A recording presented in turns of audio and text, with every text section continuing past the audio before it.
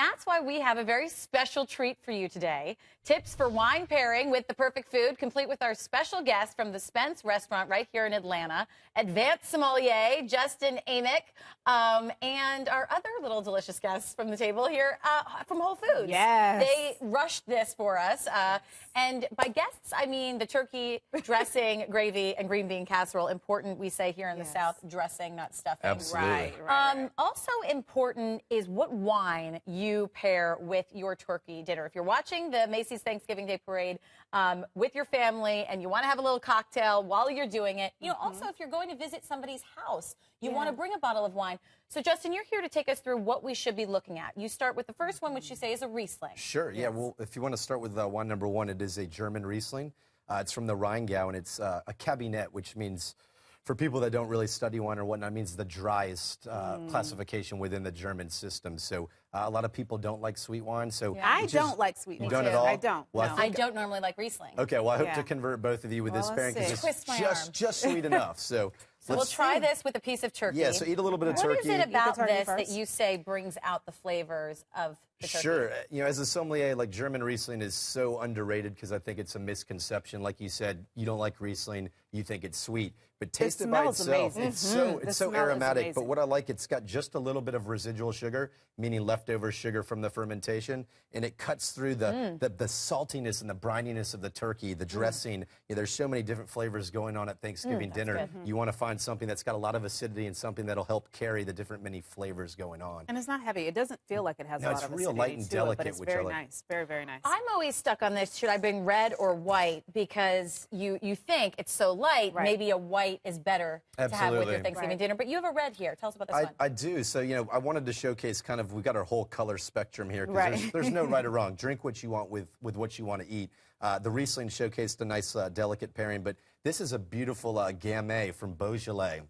So Beaujolais, again, another wine that doesn't get a lot of attention because it's taken over by the star of Burgundy, which is Pinot Noir. It is. So if you smell it, this is Southern Burgundy. It's not quite as acidic and austere as Pinot Noir, but it's got a lot of ripeness of fruit. And I think that the softness of the fruit, it's like cherry and raspberry and grilled strawberry. It goes really well with the turkey, Did you say grilled strawberry?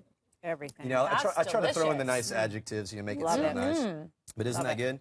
I think both. I think this one's my favorite so far. This red. Me too. Yeah, so the Riesling was showcased as my very affordable pairing at $18. The Gamay Beaujolais is $30. And then we'll move into the next two here in a second. So a sparkling rosé. Rosé is one of my favorite things ever. So I'm really excited to try this one. Look at you going for the second take on the red. I love where your head's at. I just want to make sure I was in the game correctly. He's in the game for sure. Exactly. Okay, so the sparkling rosé. Tell us about that. This I hope is the crowd pleaser, and I think oftentimes people overlook sparkling wine with salty and briny foods. Fried chicken and sparkling wine is one of my favorite pairings. Really? I kind of use the same premise with thought of turkey. that. Whether you deep fry it, you stuff it, you brine it, you salt cure it, it goes really well. You've got the carbonation, you've got the minerality, the acidity. It cuts through all the different flavors going on the plate, and I think it's probably the winner of the pairings we've got here. And that is a good Isn't that delicious? Sparkling rosé. And this is not champagne. This is Franciacorta. In my opinion, it's the best example of sparkling wine from the great country Everyone of needs Italy. to write that one down. What is that one again? Yeah, so this is Montanisa, the great producer Montanisa from Lombardy, Italy, and they call this Franciacorta, which is the traditional method